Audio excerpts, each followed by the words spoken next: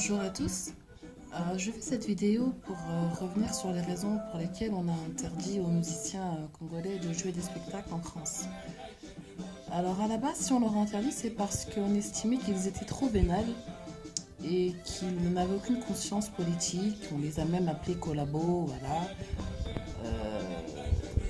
De là, un collectif dont je faisais partie a stoppé un concert de Koffi Olomide en décembre 2008.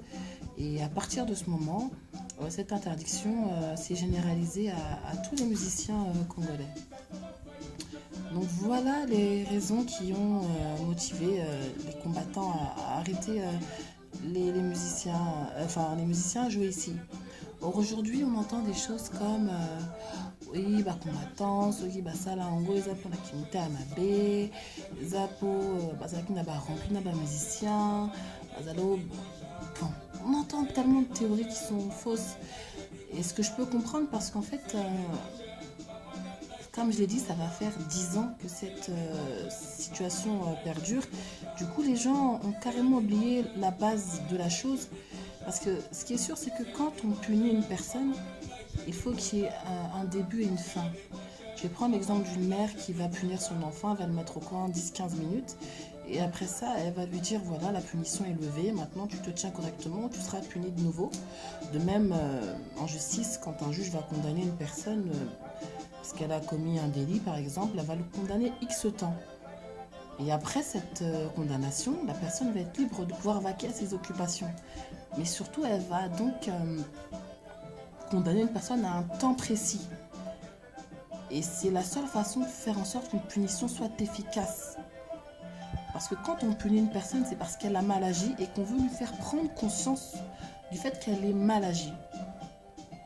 Et là, en fait, étant donné que la punition faite aux musiciens depuis trop longtemps, eh ben, ça devient inefficace, en fait. Et on ne sait plus pourquoi ni comment ça a commencé. Et je trouve ça vraiment très dommage. Et ce que je constate avec le recul, c'est que malgré cette interdiction qui avait été faite aux musiciens de jouer en France, la situation au Congo est toujours aussi chaotique et le Congo est toujours dans le marasme. Donc, ce qui veut tout simplement dire qu'on avait très mal ciblé notre adversaire. On avait très mal ciblé en fait les personnes qui étaient à l'origine du problème. On a accusé les musiciens de tous les maux et c'était une erreur parce que finalement la situation perdure malgré cette interdiction. Donc, même au-delà des musiciens, je pense qu'on avait même mal ciblé Kabila. On pensait que c'était lui aussi qui était à l'origine de tout ça, mais quand on y réfléchit très bien, on se rend compte que ce n'est qu'un pion et qu'il n'a aucun pouvoir. Je pense que toute personne avec un peu de jugeote l'a constaté après tout ce temps. Donc voilà, quand on fait une erreur, il faut le reconnaître et il faut arrêter en fait de continuer de se vautrer dans la bêtise, par fierté, parce qu'on a décidé ceci ou cela et se dire qu'on ne peut pas revenir en arrière. C'est pas une façon de voir les choses. Enfin, à mon avis, voilà, je donne mon avis en tant que Congolaise, qui n'est pas plus légitime que qui que ce soit. Tout le monde peut émettre un point de vue sur la question et c'est ce que je fais. Et voilà ce que je voulais dire en fait sur le sujet. Je trouve ça vraiment triste de s'acharner sur une partie de la population, surtout qu'aujourd'hui, les musiciens peuvent continuer à véhiculer des bons messages pour la jeunesse congolaise. On a des artistes comme Fally Ipupa qui essayent de véhiculer des messages comme travailler dur pour gagner sa vie, ne pas se reposer sur ses lauriers. Il a fait une chanson qui s'appelait Sweet Life par exemple, où c'est work hard, c'est la seule façon de pouvoir réussir. Donc ce sont des bons messages quelque part qu'il essaie de faire passer, là où l'éducation nationale congolaise ne peut pas le faire étant donné que l'école n'est pas obligatoire et que les fonctionnaires étant impayés, n'est pas sûr que le travail soit fait. Et on comprend, moi personnellement je comprends ces personnes et je les plains. Voilà, elles subissent tout simplement elles subissent la politique chaotique du Congo Donc, comme je l'ai dit, les personnes qu'on avait visées étaient les mauvaises personnes. Les vraies personnes à qui profite cette situation désastreuse, ce sont, je pense, les multinationales qui se font des milliards, euh, comme Apple qui va prendre du coltan, faire ses portables. Ce sont ces personnes-là en fait qu'on aurait dû viser, mais malheureusement, ils sont des mastodontes et on ne peut pas le faire.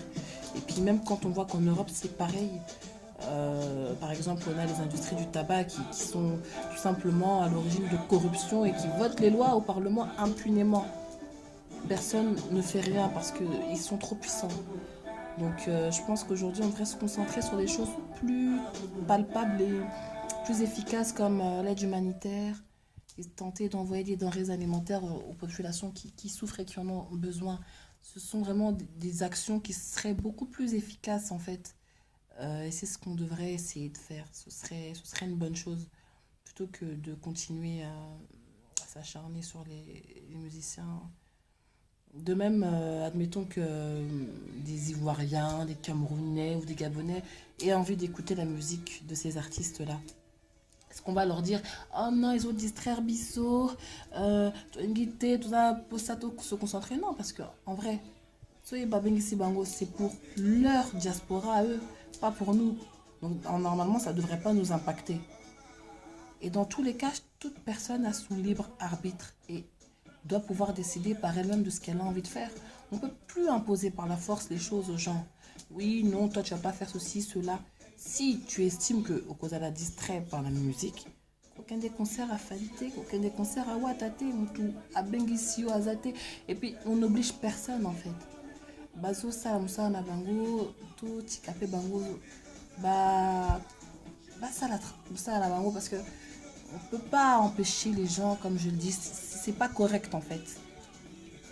Voilà, c'est pas correct d'empêcher les gens de vivre de leur métier.